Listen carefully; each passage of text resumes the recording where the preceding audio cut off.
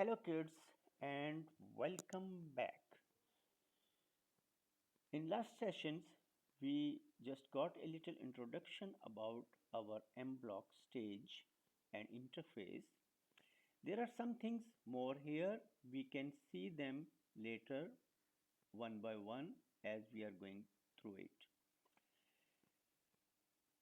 In the top right here, in the top right hand corner, you can see there are two things here, blocks and Python. So if we are going to write our program in Python, we can do that here as well.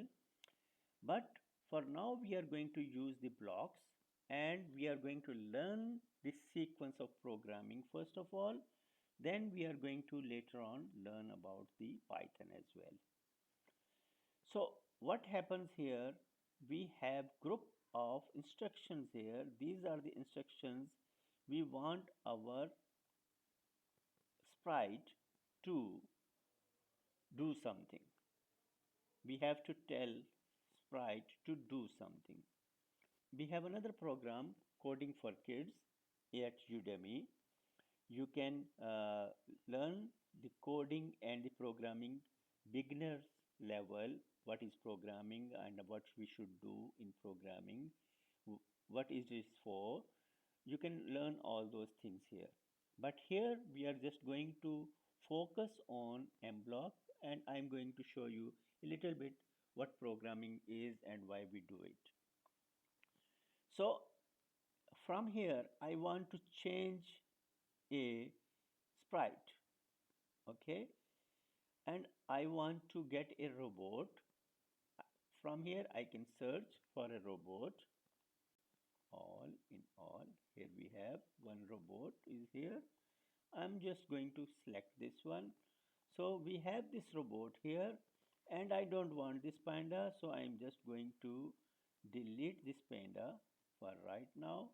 Because our program is about robotics, so we are going to use a robot to program him and tell him what to do. First of all, let's see what the costumes are along with it. There are many costumes which is showing different positions of this robot. Okay,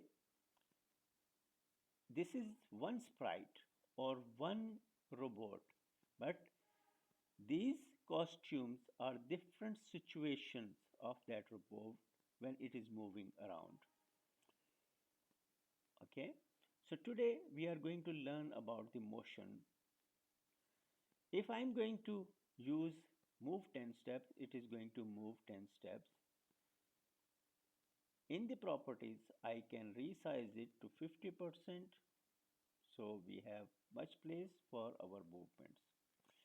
So if I am going to use the movement, it is going to make the movement.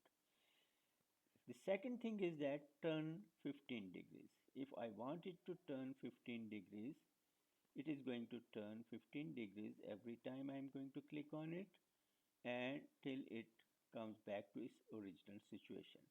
And you can see the direction change here. Okay, every time it is changing 15 degrees until it is coming back to its original position, that is 90 degree straight ahead. In motions, after that we have turned 15 degrees on the other side. So if I am going to want something, if it is going to turn left and right one time, so I have to use this one. Okay, I'm just going to put this one. Okay, we are going to learn this one later on. So if I am going to put here, you can see it is using the turning degree on both sides, but after 0.2 seconds. So if I'm going to combine all these instructions, it is going to move further. Okay, let's do it like that.